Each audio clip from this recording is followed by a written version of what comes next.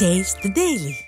சென்னை வள்ளுவர் கோட்டம் அருகே 3வது குறுக்கு தெரு பகுதியில் அமைந்துள்ள அடுக்குமாடி குடியிருப்பு பகுதியில் துப்பாக்கி ஏந்திய மத்திய போலீசார் பாதுகாப்போடு அமலாக்கத்துறை அதிகாரிகள் சோதனையில் ஈடுபட்டு வருகின்றனர். மதுரை, நாகமலை மற்றும் புதுக்கோட்டை பகுதிகளில் தனியார் கல்லூரி நடத்தி வரும் முத்து என்பவருக்கு சொந்தமான இல்லத்தில் இந்த சோதனை நடத்தப்படுகிறது. திமுகவோடு தொடர்புடையவர் முத்து என கூறப்படும் நிலையில் அமலாக்கத்துறையின் சோதனை பரபரப்பை ஏற்படுத்தியது.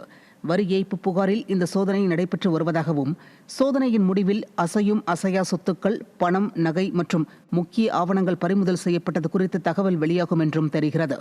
ஸ்டாலின் மாடல் ஆட்சியில் அவரது ஆதரவாளர்கள் சட்டத்திற்கு புறம்பாக பணத்தை திரட்டுவதிலும் பதுக்குவதிலுமே அதிகமாக ஈடுபட்டிருப்பது அமலாக்கத்துறை சோதனை மூலம் அம்பலமாகியுள்ளது. சென்னை திருவொற்றியூரில் சீரமைக்கப்பட்ட ரயில்வே சுரங்கப்பாதையில் மழைநீர் தேங்கி பொதுமக்கள் கடும் அவதியடைந்தனர். மாணிக்க நகர் அஜாக்ஸ் பேருந்து நிலையம் அருகே உள்ள ரயில்வே சுரங்கப்பாதை சீரமைக்கும் பணியை பொம்மை முதல்வர் ஸ்டாலின் நிர்வாகம் கடந்த 15 நாட்களுக்கு முன்பு துவங்கியது. இந்த நிலையில் அரை மணி நேரம் பெய்த மழையில் ரயில்வே சுரங்கப்பாதையில் முழங்கால் அளவு மழைநீர் தேங்கியது. இதனால் 400 மீட்டர் தொலைவில் இருசக்கர வாகனம் மற்றும் ஆட்டோக்கள் வரிசை கட்டி நின்றதால் போக்குவரத்து நெரிசல் ஏற்பட்டு பொதுமக்கள் கடும் சிரமத்திற்கு ஆளாகினார்கள். திராவிட மாடல் அரசு சீரமைப்பு பணியை முறையாக மேற்கொள்ளாததே இதற்கு காரணம் என பொதுமக்கள் குற்றம் சாட்டுகின்றனர்.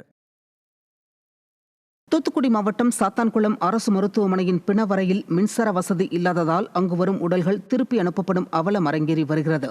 இருவேறு சம்பவங்களில் தற்கொலை செய்து கொண்ட பரமசிவன், சுரேஷ் ஆகியோரது உடல்கள் சாத்தான்குளம் அரசு மருத்துவமனைக்கு பிரேத பரிசோதனைக்காக கொண்டுவரப்பட்டது. அப்போது மருத்துவமனையின் பிணவரையில் மின்சார வசதி மற்றும் ஃப்ரீசர் பாக்ஸ் வசதி இல்லாததால் இரு உடல்களை வைத்துக் கொண்டு உறவினர்கள் துயரத்தில் பரிதவிக்கும் நிலை ஏற்பட்டது.